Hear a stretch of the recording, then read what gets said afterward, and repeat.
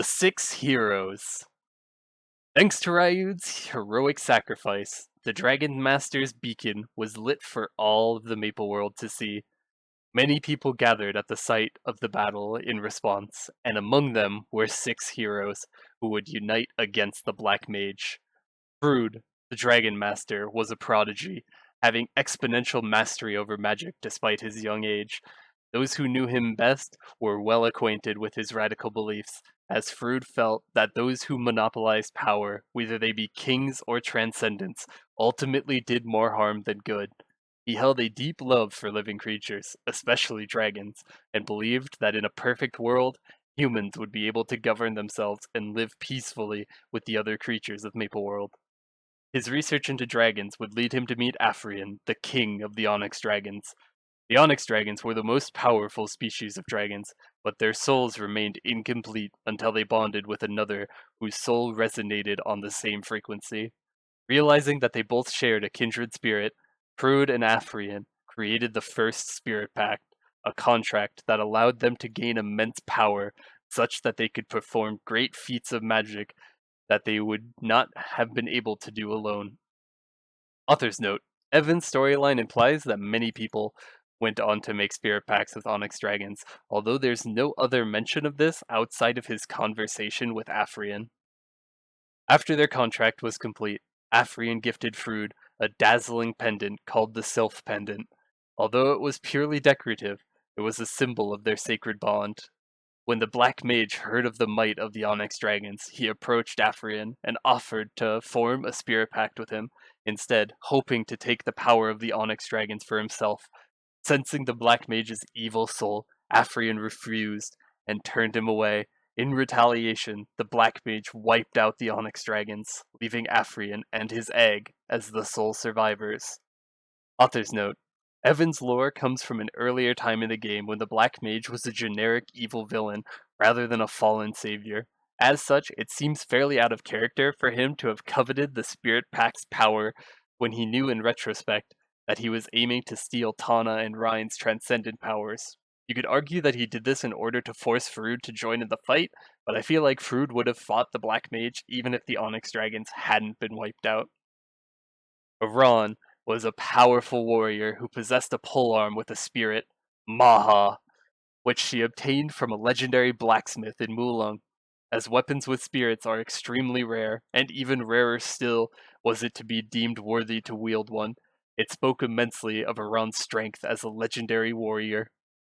Author's note: for context, the only other people to wield weapons with spirits are Alpha and Beta, wielding Lazuli and Lapis, and Damien commanding the spirit of vengeance. Given that both of these were transcendents, at least at some point, it stands to show what kind of league Iran is in. Having grown up with a stoic grandfather, Iran developed a quiet, serious personality. Author's note: we learned this in a book called Secret Story, which Nexon published, with all kinds of little details. Her serious personality from centuries ago is very different from the joking personality she develops after her memories are wiped away. She also rode a powerful silver wolf named Raiko into battle. Author's note: this comes from her Mount quest line. She raises a silver wolf and names it Raiko. At level 200, Maha reveals that you had another silver wolf in the past, which you had also named Raiko. I wish that we got to see Raiko in the past flashbacks, but they apparently forgot that they wrote him into the story. Luminous, the magician of light, was the last remnant of light cast out by the Black Mage upon his awakening as a transcendent. Instead of fading away, the ball of light shot up into the starlit sky and fell back down upon the ruins of the Auroran Great Temple, manifesting as a small boy. Because of this, the mages of Aurora called him the Star Child. Luminous was raised by the surviving members of Aurora, some of whom persisted as spirits through the power of light even after their deaths. To prevent the Black Mage from finding them, the mages of Aurora moved their headquarters into a pocket dimension called Harmony. Even in spite of their countermeasures, however, the mages knew that the Black Mage would one day come for Luminous. In order to protect him, they raised a girl named Lucia, who was also strong in light magic, as the false Star Child.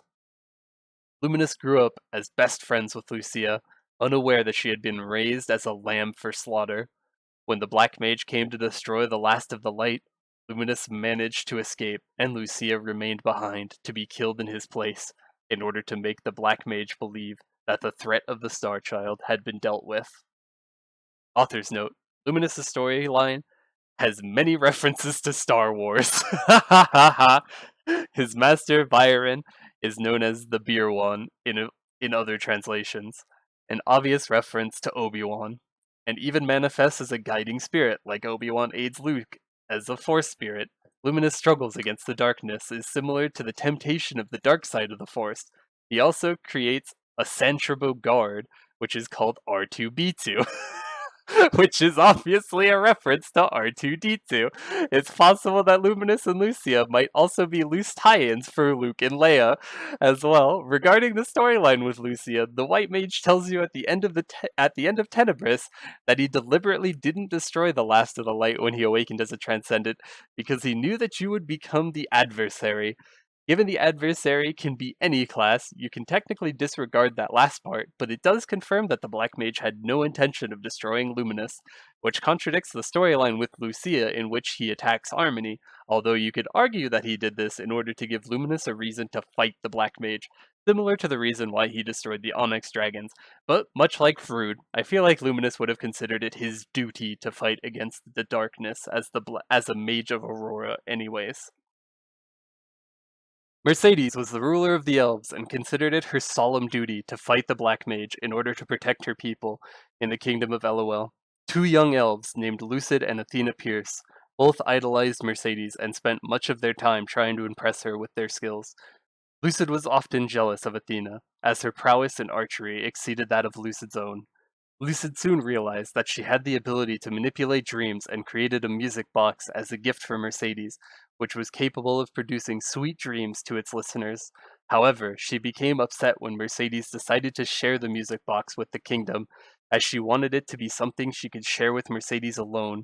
When Mercedes learned of the Black Mage's threat to the Maple World, she decided to join the other heroes in order to protect her people. Both Lucid and Athena insisted on coming with her, but Mercedes refused to take two young girls into battle. That night, the night that Mercedes was set to leave LOL, Lucid decided to follow her and convince Mercedes to bring her along, but soon realized that not only did Athena have the same idea, but she had reached Mercedes first. To her horror, Mercedes agreed to take Athena with her and entrusted her with the Mistletoe, the sacred bow of the elves, whose power would protect Athena from harm. Burning with jealousy that Athena had formed the close relationship with Mercedes that she so yearned for, Lucid ran away from LOL and used her powers of dream manipulation to make all the elves forget that she ever existed. Author's note: there's some pretty heavy subtext that Lucid had romantic feelings for Mercedes, though you could technically argue that Lucid merely idolized her. My take is that Lucid definitely had a deep desire to be needed by powerful beings such as Mercedes, the ruler of the elves, or the Black Mage, the transcendent of light. Given how easily attachment can lead to affection, I can definitely see how she could have developed feelings for both Mercedes and the Black Mage. Phantom was a master thief, infamous for stealing the treasures of the aristocracy. Born a street urchin in Orient, he was taken under the wings of Raven, a famous thief who taught the boy everything he knew. After Raven was killed, while defusing a bomb, Phantom carried on his legacy by stealing from the nobility he resented as a child. As stories of his exploits grew, Empress Arya, the ruler of the Maple World, became intrigued by Phantom and wished to meet him, though she knew that he would never come to a rev, as the kingdom had nothing worth stealing. In order to lure him out, she sped rumors of a gem called the Skia, which was said to glow in the hands of someone of the Empress's bloodline. Just as she had planned, Phantom arrived to steal the gem, though he was accidentally caught in a magic trap. Hoping that he would listen to the problems she faced as the Empress, Arya freed him from the trap and helped him escape from the guards. Phantom soon visited her again, but instead of stealing the Skia, or the Skia, that's a weird word, he tried to convince her to give it to him. Though Arya refused, this quickly became a game for them every night, where he would visit her under the pretense of stealing her treasure. Over time, they slowly fell in love and spent long nights speaking and enjoying each other's company. Phantom was intrigued by Arya's idealism and her pursuit of equality, which was so different from that of other nobles he had encountered. One night, Arya told Phantom that the Black Mage had requested to send an envoy to a Rev in order to negotiate an end to the war. However, the conference was a trap, and Arya was killed by Lotus. Phantom rushed to a Rev upon hearing the news, but found that he was too late to prevent her death. A wounded Shinsu entrusted Skaya to Phantom and asked him to safeguard it, unaware that it was merely a common gem with no magical properties. Hell-bent on revenge, Phantom approached Freud and requested to join the other heroes. A sixth hero, whose name was lost to time, was Freud's best friend. When he first met Freud, he told him that he had nothing to live for, to which Freud said that he had nothing to die for either. This motivated the hero to keep living, and so he dedicated his life to the one who had saved him. Freud even gave the hero a name, which he cherished deeply. Author's note: this isn't his current name, Shade. He apparently has another name, which Freud gives him, likely a nickname, but we neither know that nor his birth name, if he even had one. He developed a fighting style that was extremely uncommon. Centuries into the future, it would be considered that of a pirate. He had no family, no clan, and no attachments, but to his comrades who stood alongside him.